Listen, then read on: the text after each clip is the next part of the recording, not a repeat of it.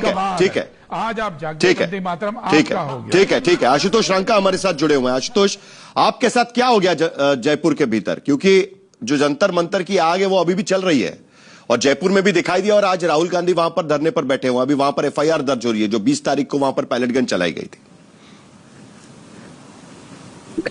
देखिए साहिल जी, आज जयपुर की जो घटना हुई है, और हम लोग अगेन नरेटिव्स पे बात नहीं करते हैं, हम फैक्ट्स पे बात करते हैं। जो एक्चुअल वीडियोस हैं हम सिर्फ उन्हीं पे बात करना पसंद करते हैं। बाकी जिसको जो बोलना है वो बोल सकते हैं। नरेटिव तो पिछले 12 साल से इस देश में फैल ही रहे। सारे वीडियोस ऑन रिकॉर्ड हैं, सारे वीडियोस मेरे ट्विटर हैंडल पे हमने डाले हुए हैं। कौन लोग थे जिन्होंने मारपीट की, उनके वीडियोस, उनके फोटोज, उनका भाजपा से क्या लिंक है, वो सब कुछ मैंने अपने ट्विटर हैंडल से अभी रिलीज किया है। बहुत कोऑर्डिनेटेड अटैक था, बहुत प्लान्ड अटैक था। वहां पर मेरे पहुंचने से पहले हमारे कुछ टीम के साथी पहुंचे हुए थे, उनके साथ ऑलरेडी ये धक्का मुक्की मारपीट हुई थी। हमने पुलिस को इस बारे में इत्तला भी दी थी, इन्फॉर्म भी किया था कि इस तरह का वहां पे कुछ प्लान किया जा रहा है। उसके बावजूद हमारे जाने के बाद पूरी नेशनल मीडिया की मौजूदगी में सरेआम वहां पर मारपीट होती है। मेरी शर्ट फाड़ी गई, हमारे 2-3 वॉलंटियर्स को गिरा गिरा कर उन्होंने मारा है। एक का हाथ टूटा है, उसकी अभी सर्जरी चल रही है। मैं अभी खुद हॉस्पिटल से आ रहा हूँ। 2-3 वॉलंटियर्स को वहां पे उन्होंने मारा।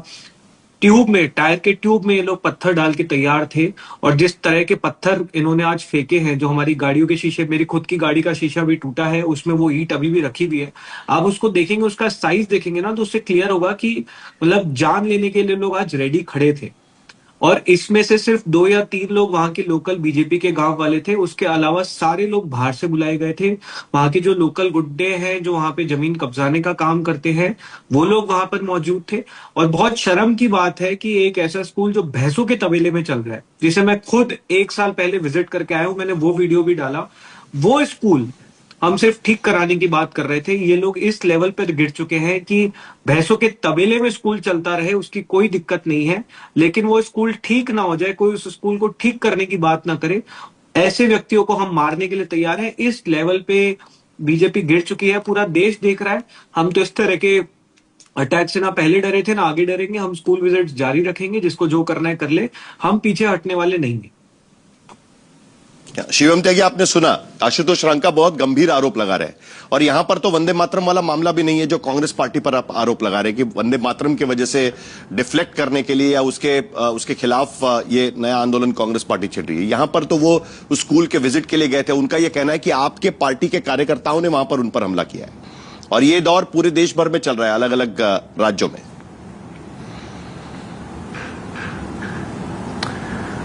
देखिए, सबसे पहले तो आशुतोष जी मुझे 10 सेकंड दीजिएगा। गुरदीप सप्पल जी ने जो कहा, उन्होंने कहा कि हम किसके साथ जो है सरकार बना रहे थे, इस वजह से देश जो है बटा। मैं सिर्फ एक ही चीज कहना चाहता हूं कि खास तौर पर वंदे मातरम के विषय में, the committee recognizes the validity of the objections raised by the Muslim friends to certain parts of the song. The committee have however come to the conclusion that the first 2 stanzas of Vande Mataram should be sung at national gatherings. ये 1937 की आपकी CWC का paper है। आपके मुस्लिम मित्रों को दिक्कत, दुख और दर्द हो रहा था, इस वजह से सिर्फ 2 स्टैंजा बजेंगे। ये देश CWC की चिट्ठी से नहीं चलता, संविधान से चलता है। संविधान में अब कानून है, 6 स्टैंजाज आपको बजाने, अपमान नहीं करना, इतनी सीधी सी बात है। CWC 2026 में पास कर दिया, 37 में पास कर दिया, उससे देश नहीं चल रहा है। नहीं तो एक्शन क्यों नहीं ले रहे? आरोप क्यों लगा रहे हैं? एक्शन लीजिए। प्रेस कॉन्फ्रेंस लेने का क्या मतलब है? सीधा FIR दर्ज कर लीजिए, अगर एक्शन लिया है उस नए कानून के तहत। तो बिल्कुल FIR दर्ज क्यों नहीं होती है? क्यों प्रेस कॉन्फ्रेंस होती रहती है? 2 दिन हो गए उस बात को लेकर। प्रेस कॉन्फ्रेंस कर 2 दिन हो गए। प्रेस कॉन्फ्रेंस का मतलब वही होता है जो साहिल जोशी जी की डिबेट में आने का मतलब होता है। देश को बताना, देश को समझाना, किसका क्या स्टैंड किस चीज को लेकर है, वही मतलब होता है। और यही आशुतोष रंका, ज्यादा गंभीर सवाल उनके हैं। अब आगे आता हूं। अब उस पर आता हूं। मैं एक चीज कहना चाहता हूं। सबसे पहले तो ये बीजेपी के गुंडे हैं, ये इसके गुंडे हैं, ये उसके गुंडे हैं, ये कृपया करके ये लाइन करना बंद कर दीजिए। आप अगर किसी गांव में जाएंगे, वहां पर बैठे हुए लोगों के साथ जो है हंगामा क्रिएट करेंगे, अपमानजनक भाषा का इस्तेमाल करेंगे, बदतमीजियां करेंगे, तो माफ कीजिए, जो आपस में जो जिस तरीके से ये बहस हुई, लड़ाई हुई, जो चीजें हुई, ये कहीं ना कहीं नहीं होनी चाहिए। दूसरी एक और भी बात है, मैं अगर कहीं पर किसी विषय पर जा रहा हूं और मुझे लगता है कि ऐसी कोई स्थिति बनी है, तो जाहिर है कि इन्होंने कोई थाने में जाकर, पुलिस स्टेशन में जाकर कोई तहरीर दी होगी, कोई दिक्कत कही होगी, कोई बात बताई होगी। शिवम त्यागी तबेले में स्कूल चल रही थी, किसी भी विषय को लेकर जाता है और उसको ऐसा लगता है भैंस के अगर तबेले उसी में स्कूल चल रही लेकर 12 लाख रुपए ऑलरेडी।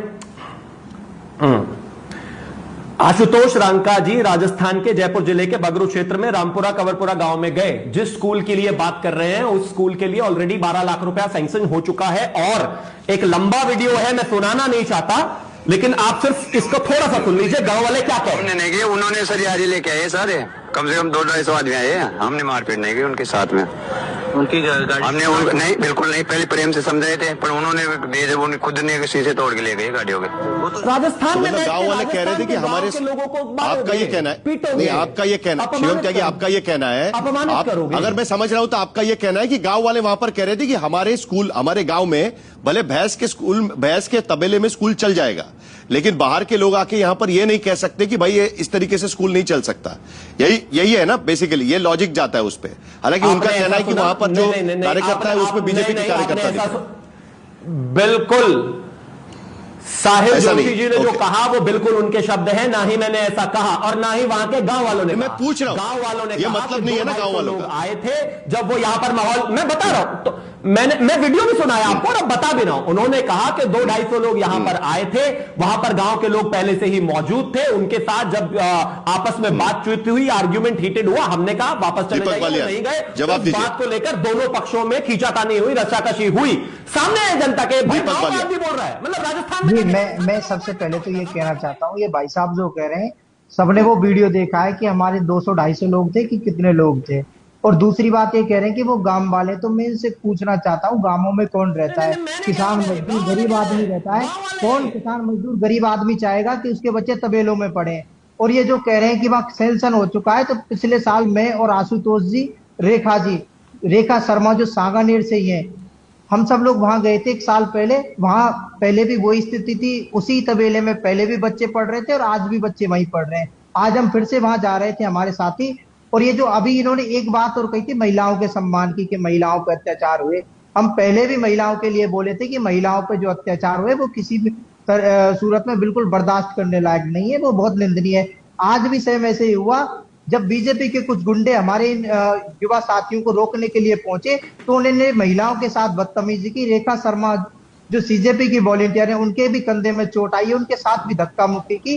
तो ये महिलाओं के सम्मान की बात है, बीजेपी के लोग बिल्कुल ना करें, क्योंकि ये इन